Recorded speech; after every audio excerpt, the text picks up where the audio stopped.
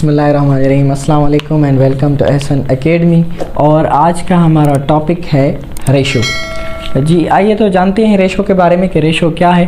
The relationship between two same kind of quantities. ठीक है, जब आपको एक ही किस्म की दो मिकदारें या दो चीज़ें गिवन हों और आप उसमें एक रिलेशनशिप फाइंड करें तो उसको हम क्या बोलते हैं, रेशो बोलते हैं। बहुत ही इजी और सिंपल टॉपिक है।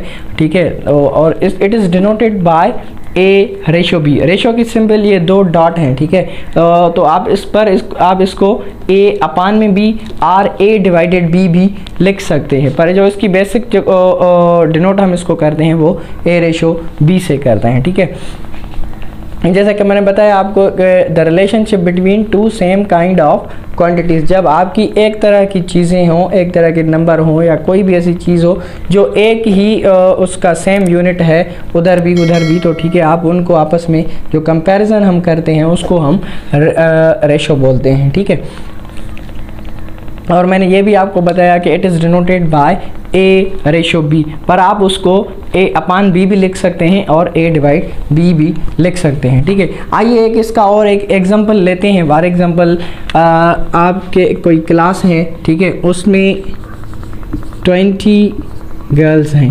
ठीक है, और दूसरी क्लास है उसी क्लास में 25 बॉयज़ हैं। ठीक है, अभी आपको कहा जाता है कि भाई इनमें से आप क्या करें, गर्ल्स टू बॉयज़ रेशो मालूम करके दिखाएं। ठीक है, ऐसा भी हो सकता है आप बॉयज़ टू गर्ल्स भी मालूम कर सकते हैं, पर इधर कहा गया है कि आप girls to boys ratio find करें। ठीक है, तो हमें जो girls to boys ratio find करना है। ठीक है, तो मैंने रेशो की सिंबल लगा दी है ताकि आपके लिए और आसान हो जाए। देखें इधर गर्ल्स की वैल्यू क्या है 20 रेशो और बॉयज़ की वैल्यू क्या है 25। ठीक है, तो अभी अगर इधर हम देखें तो यहाँ 5 की टेबल दोनों पे लग रही है। 5 की टेबल यहाँ 4 टाइम्स लग रही है और 5 की टेबल यहाँ 5 टाइम्स लग रही है। Hence 4:5 is your answer. ठीक है, आपको इसी तरह कोई भी नंबर दिया गया हो तो आप दोनों तरफ देखें कि कौन सी टेबल लग रही है, 2 की, 3 की, 4 या 5 व्हाटसोएवर इट इज़। ठीक है, तो उसके हिसाब से आप उसको सिंप्लीफाई करेंगे और तब तक करेंगे वो जब तक हो सकता है, उसकी जो सिंपलेस्ट फॉर्म है उसमें आप उसको रखेंगे। ठीक है, वही आपका आंसर होगा। और उसके बाद आपका इसमें और एक टॉपिक है इक्विवेलेंट रेशो का। ठीक है, इक्विवेलेंट रेशोज़ क्या होते हैं, आइए उसको भी हम डिस्कस करते हैं यहाँ। Equivalent ratios, equivalent ratios. ठीक है, इक्विवेलेंट रेशोज़ क्या होता है कि इक्विवेलेंट लफ्ज़ इक्वल में से आ रहा है। ठीक है, तो इक्वल का मतलब होता है सेम, या आप जिसको बराबर कहें, मतलब जो जैसे 1 = 1, 2 = 2। ठीक है, इसीलिए इधर आप जब रेशोज़ होंगे तो वो भी आपके दोनों तरफ जो वैल्यूज़ होंगे वो आपके सेम होंगे। ठीक है, फॉर एग्जांपल देखें इधर अगर 1:2 है तो ये इक्विवेलेंट होगा किसके, 1:2 के, मतलब बोथ आर इक्विवेलेंट रेशोज़, क्योंकि यहाँ भी आपकी वैल्यू सेम है और यहाँ भी आपकी वैल्यू सेम है। पर एक चीज़ और है, वो क्या है कि आपके वैल्यूज़ तो डिफरेंट भी हो सकते हैं। वो किस तरह, आइए एक एग्जांपल करते हैं। जैसे फॉर एग्जांपल 12:4 है और 6 आपका 2 है। ठीक है, तो क्या ये इक्विवेलेंट रेशोज़ हैं? ठीक है, ऐसे इस तरह भी आपको क्वेश्चन आ सकता है, is the 12:4 and 6:2 are equivalent ratios or not. ठीक है, तो वो इक्विवेलेंट हैं या नहीं वो कैसे हम फाइंड करेंगे। सबसे पहले इन पे हम देखेंगे कोई टेबल इन पे लग रही है तो हम इनका सबसे पहले सिंपलेस्ट फॉर्म फाइंड करेंगे और उसके बाद हमें पता चल जाएगा कि ये इक्विवेलेंट रेशोज़ हैं या नहीं है। आइए टेबल इस्तेमाल करते हैं इस पर। यहाँ 6 टाइम और यहाँ 2 टाइम, यहाँ 2 की टेबल 3 टाइम, यहाँ 1 टाइम, यहाँ 2 की टेबल अगेन लग रही है, 3 × 6 एंड 2 × 2। ठीक है, यहाँ ये आपका देखें तो आंसर आ गया है। They are also equivalent ratios because the both sides we have the same value. ठीक है, दोनों तरफ आपका जो आंसर है वो सेम है, इसलिए हम कह सकते हैं कि ये आपके इक्विवेलेंट रेशोज़ हैं। और आई होप कि आपको ये समझ में आ गया होगा। रेशो बहुत ही आसान है, ठीक है। फिर भी इससे रिलेटेड कोई क्वेश्चन वगैरह हो तो आप कमेंट सेक्शन में पूछ सकते हैं। और अभी हम नेक्स्ट टॉपिक जो पढ़ेंगे वो है हमारा प्रोपोर्शन। जी, तो अगला हमारा टॉपिक है प्रोपोर्शन का।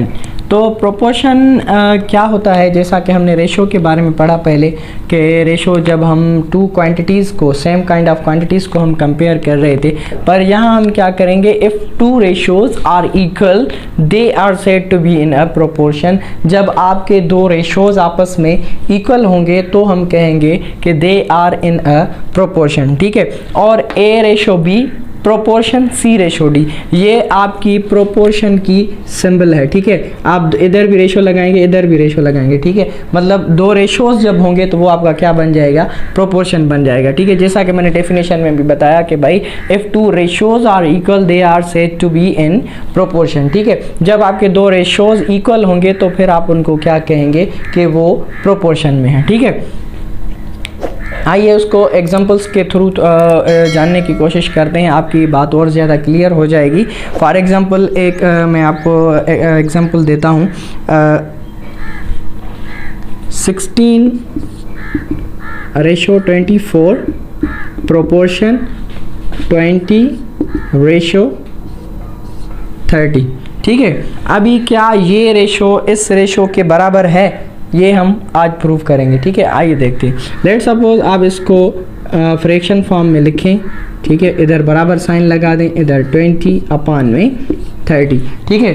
2 की टेबल यहाँ 8 टाइम्स, 2 की यहाँ टेबल 12 टाइम्स, तो ये हो गया आपका 8/12 इक्वल टू इधर आपकी ये 10 टाइम्स, इधर 15 टाइम्स, ठीक है। अगर 4 की टेबल अगर आप इधर लगाएं तो ये 2 4 द 8 और ये 3 4 द 12, मतलब 2/3 आंसर आ गया।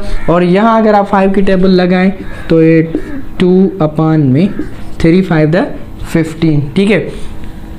जैसा कि हमने डेफिनेशन में बोला कि if two ratios are equal they are said to be in proportion, तो हमने उसको एक एग्जांपल के थ्रू साबित करने की कोशिश की कि क्या वाकई ऐसा है। और अगर हम अपना आंसर देखें तो यहाँ भी 2/3 है, यहाँ भी ए 2/3 है। हैंस हमने जो बात कही वो बिल्कुल सही है कि जब दो रेशोज आपस में इक्वल होंगे तो वो आपका क्या कहलाएगा, प्रोपोर्शन कहलाएगा, ठीक है। इसमें एक और मेथड है इसको फाइंड करने का, वो हम डिस्कस करते हैं और उस मेथड को बोलते हैं यूनिटरी मेथड, ठीक है।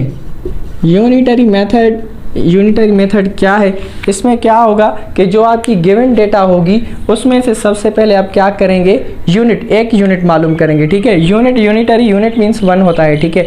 तो यूनिटरी मेथड में हम सबसे पहले क्या करेंगे, एक यूनिट की जो है ना जो रिक्वायर नंबर होगा उसमें सबसे पहले हम क्या करेंगे, एक यूनिट की जो है ना हम प्राइस में या कोई भी जो चीज़ हमें मालूम करनी होगी वो मालूम करेंगे। उसके बाद क्या होगा, जो टोटल आपके होंगे रिक्वायर नंबर, फिर उनकी हम जो है ना वैल्यू मालूम करने की कोशिश करेंगे, ठीक है। आइए इसको एक एग्जांपल के थ्रू समझने की कोशिश करते हैं।